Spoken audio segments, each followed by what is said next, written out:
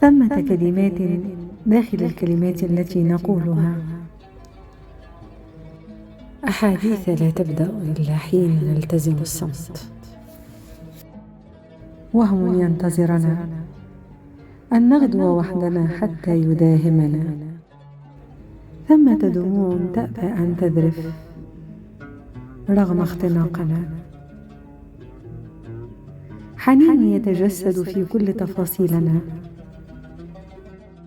حزن يرهقنا، وأوجاع نكذب إن ادعينا نسيانها. ثمة أشياء لن تغادرنا مهما